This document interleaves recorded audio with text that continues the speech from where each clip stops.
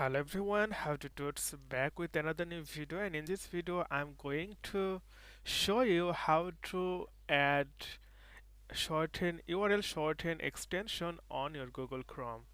Okay, so sometimes we see that there is a link, but direct link you can see the direct like website link or other link. But if you want to hide the link that other people can't understand, then you can make it short in the URL.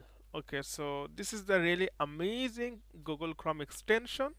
So how you can find this? So you can see three dots. Simply click here and then click here extension and visit Chrome Web Store.